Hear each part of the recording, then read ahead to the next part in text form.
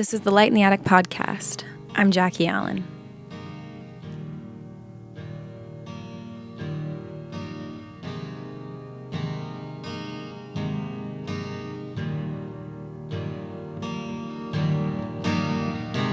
Well, I awoke in the early afternoon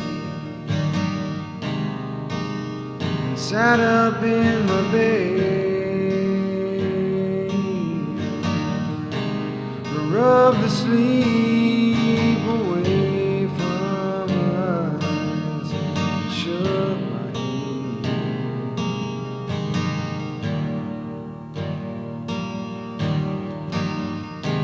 I went on out to grab a cup of coffee, left my dreams behind. California sun was all I had for breakfast, and it burned my mind.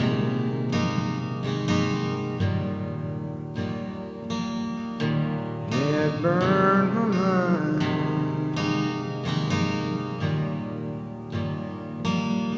And I don't know how much longer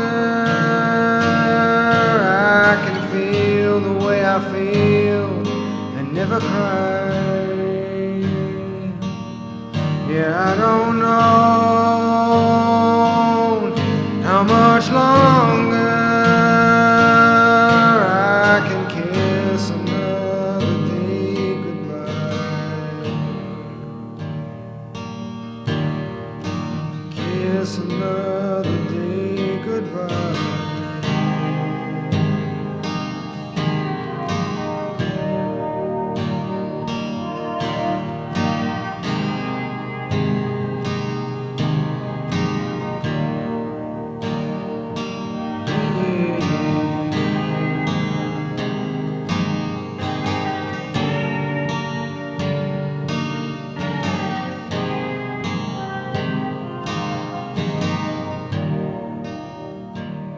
Today we're talking about Songs from Suicide Bridge, a recent reissue of ours of a 1984 folk album by David Kauffman and Eric Caboor.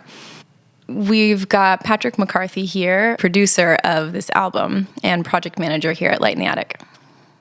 My story for finding Suicide Bridge goes back a few years. Before I started working at Light in the Attic, I was selling records on eBay and kind of just doing that stuff. And one day I had a saved search for loner folk or for downer folk. It was some sort of keyword search like that.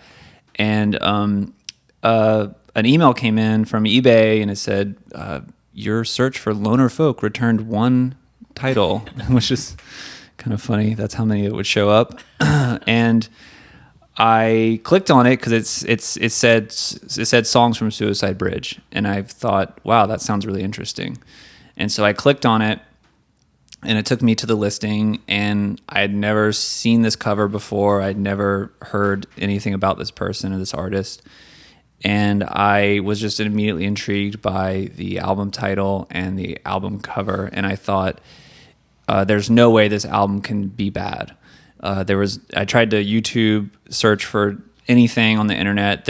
I couldn't find any audio clips of it. And so I had no idea what it sounded like. And it was like, at that time, I think about $100 with the bids. And so it just became an obsession for me. I was trying to figure out what this record sounded like. And then eventually the auction ended pretty like in maybe 300 range. And I didn't pay that much, so I didn't get it. And there was basically a number of years of me trying to find someone that actually had the record that I could play it and I could see what it sounded like.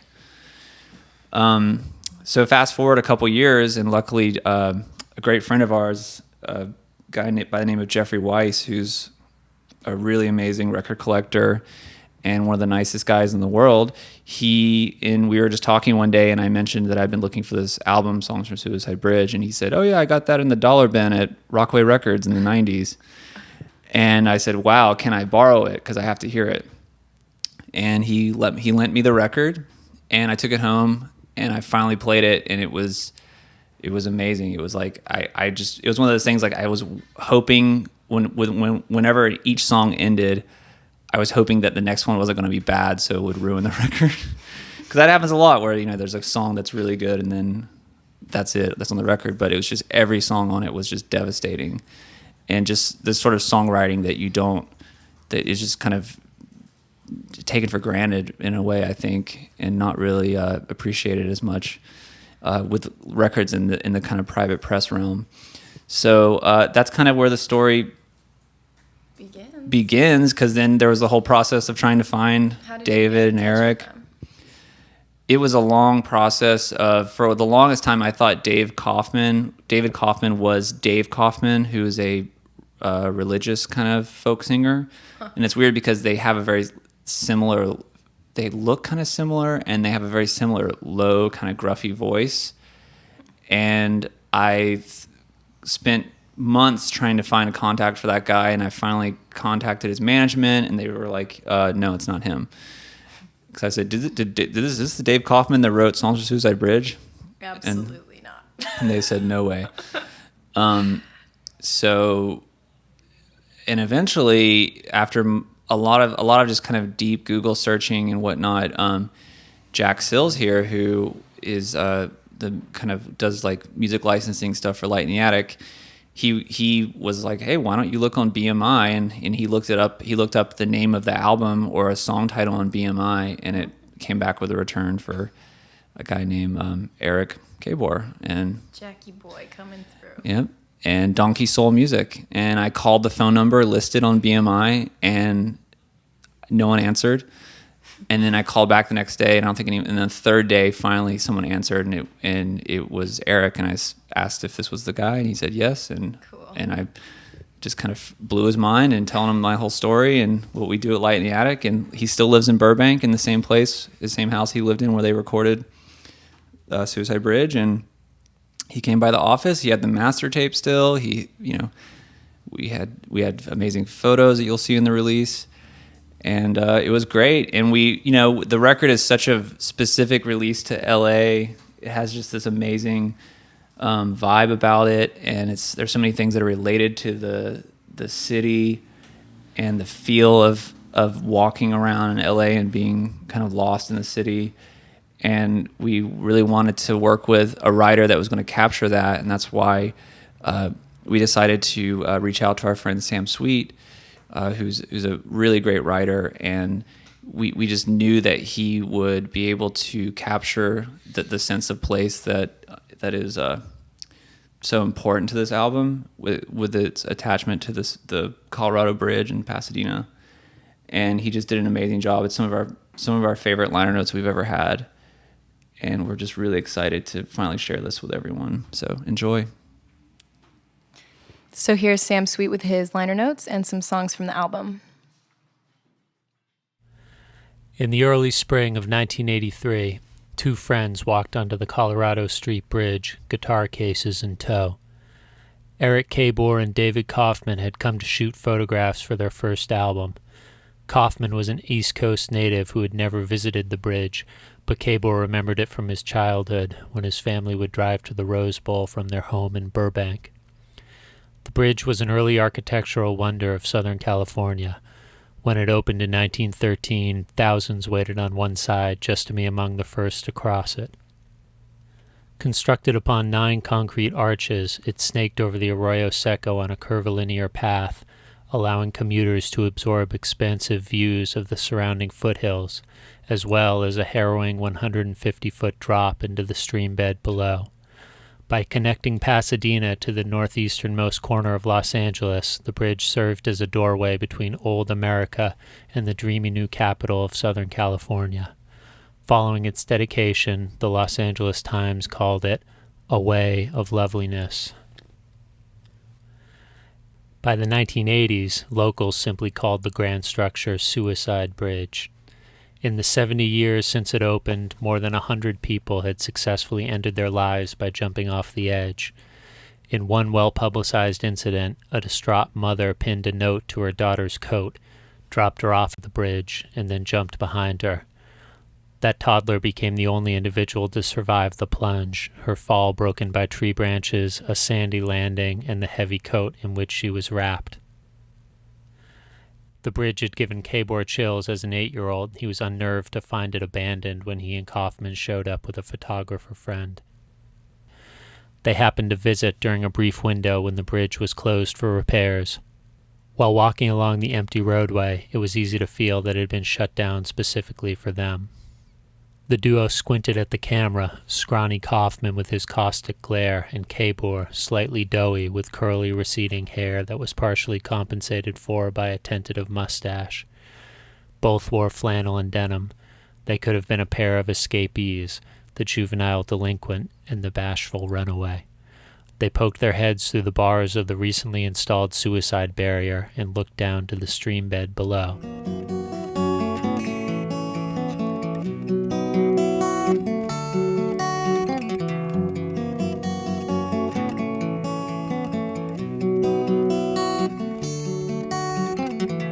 Daddy's working and my mama's in bed. Been there for 8 days with a pain in her head. My sister's strutting her stuff on the grass.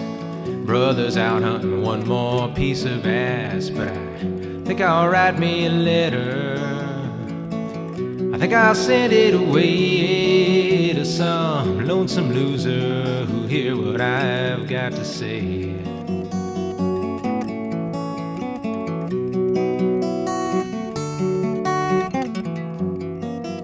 They had been playing together for 2 years. Each week they met in a converted utility shed in the backyard of Caboor's childhood home in Burbank, but they had yet to do any serious recording. Whenever one of them finished a new song, the other would be the first to hear it. More than collaborators, each was the other's biggest fan, and often his sole audience.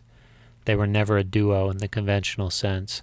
Rather, as Kauffman put it, we were two loners who happened to join forces. They started out with dreams of getting a record deal, but after years of playing empty coffee houses around Los Angeles, they conceded defeat. Fame and fortune demanded certain qualities, and it became increasingly obvious that they had none. But between them, they amassed a repertoire of roughly 40 songs. At some point, one of them suggested, half joking, that they should put all their darkest and least viable works together on one record, if only to spite the industry that had rejected them. It would be the debut that no one wanted to hear. When they started plotting a song list, they realized it was the record they wanted to hear. That was enough.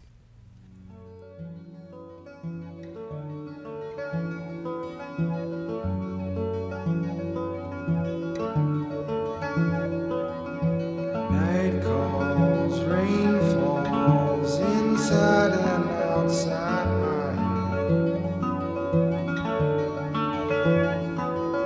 All of my life I've been told not to wish I was dead.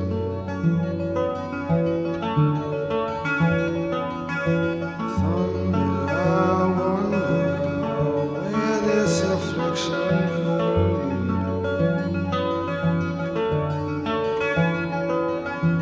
Now that the one who has left me to bleed.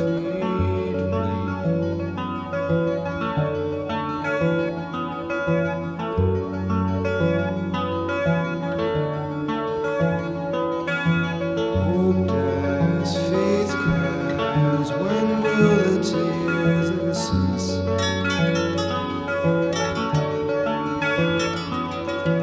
God send your mercy, I'm longing some kind of release. Soul shake, hearts break, only the sorrow remains.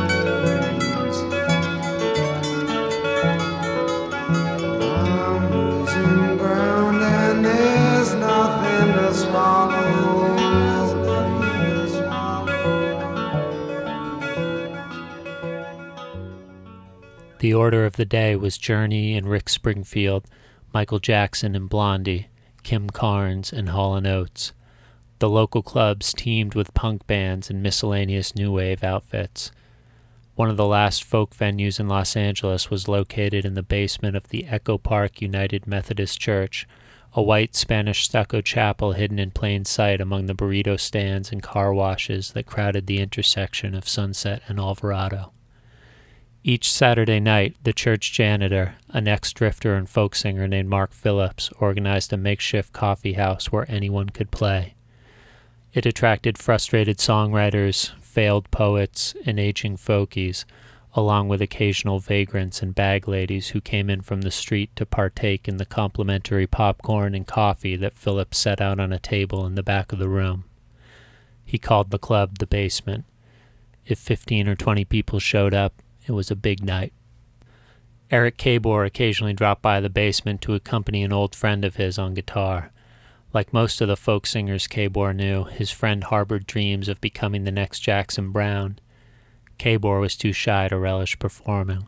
He wanted only to write and make records to hold and get lost in. David Kauffman was not the next Jackson Browne, which is what Caboor liked about him.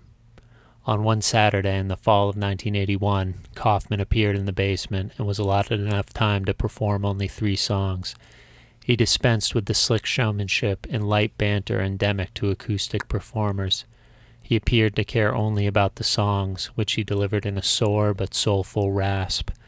As soon as his time was up, Kauffman packed up to leave, but Caboor caught him at the door.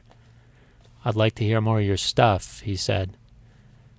They exchanged numbers, and within a few weeks they were meeting in the backyard of Caboor's parents' house on Naomi, one of the flat, leafy streets near the Walt Disney Animation Studio in Burbank. Between June and October of 1983, they made slow progress on the recordings that became Songs from Suicide Bridge. Everything was recorded onto a 4-track Porta-Studio that Caboor had purchased from a music store in Van Nuys. Being limited to 4 tracks forced them to layer instruments in unusual ways, and the machine only accepted blank cassettes, giving the recordings a ghostly, grainy texture. Once the song sequence was finalized, they played it for Kauffman's girlfriend. "So basically," she said, "you guys took all your most depressing songs and put them together on one record. Isn't that a bit much?" They decided she was right. The album would close with a new song, Caboor's One More Day, forming a counterpoint to Kauffman's Kiss Another Day Goodbye, its opener.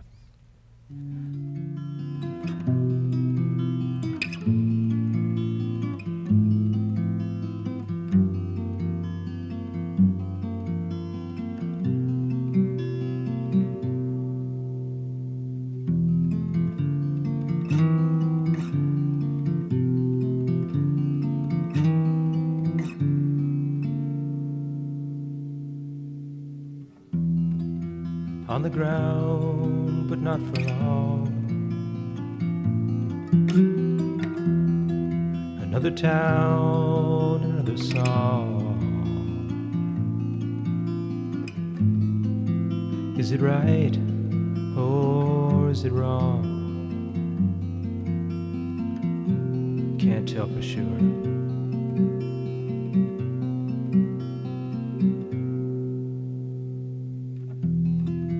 Wasting time until it's gone.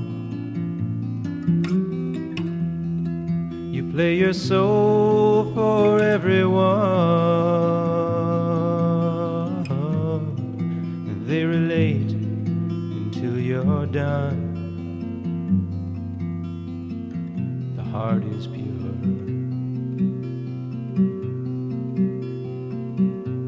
The heart is pure.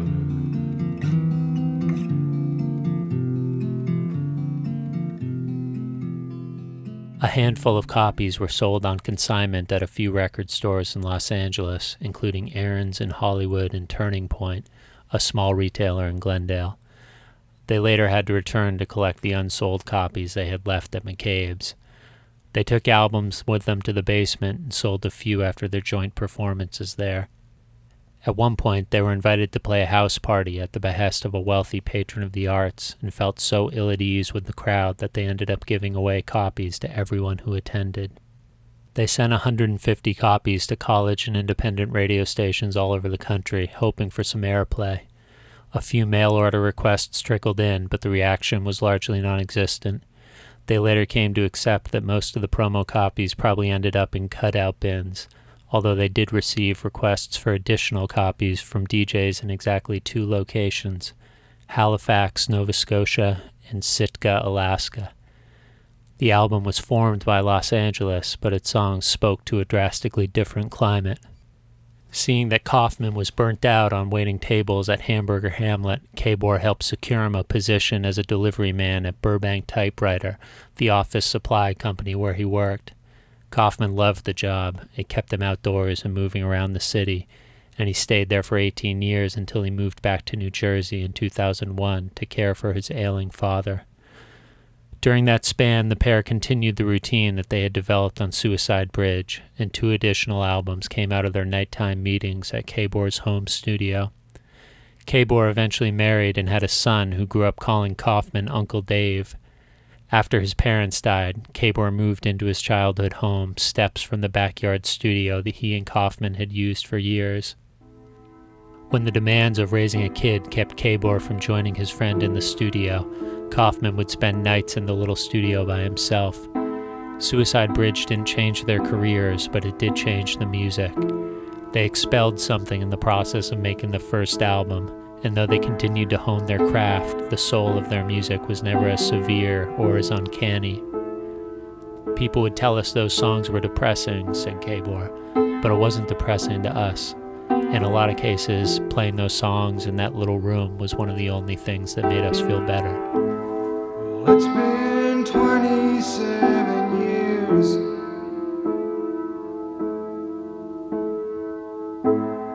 Eisenhower was the man. Well, I was born in the springtime,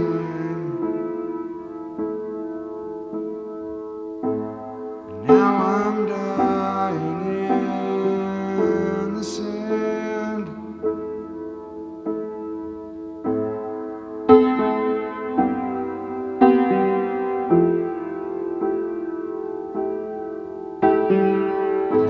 I've spent these last few days in search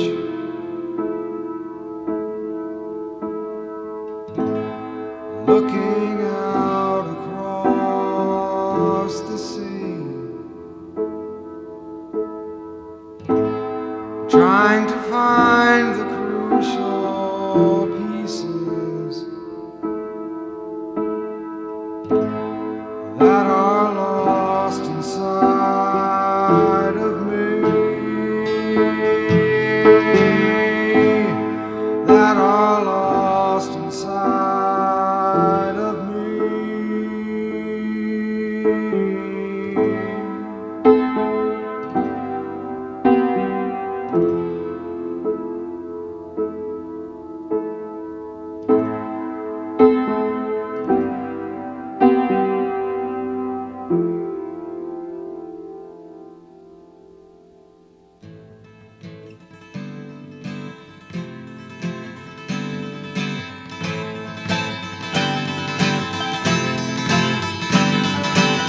I remember way back when Mama cooked the meals.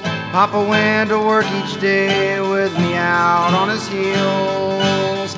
A baseball cap, a tennis ball, a life of running bases.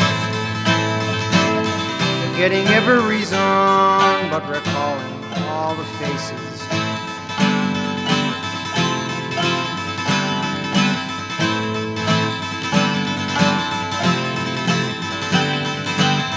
I remember way back when Grandpa was alive. Every year we'd pack our things and take that lonesome drive. My parents in the front seat and the 3 of us in back. My sister's name was Linda and my brother's name was Jack.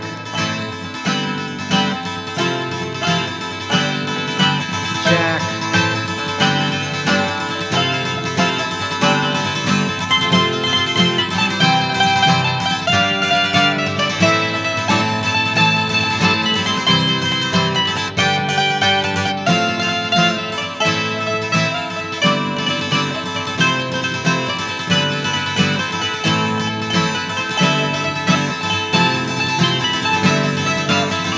I remember way back when I was still in school. Tried so hard to make the grades and be nobody's fool. I even went to college till I had a change of heart. Hopped a plane for Hollywood to get a second start.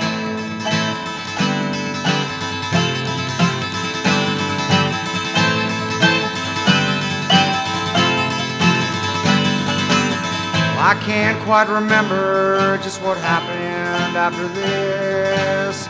Something about a future and the chances that I missed. I took a cab to Malibu and now I'm on the beach. And what I need to end it all is right.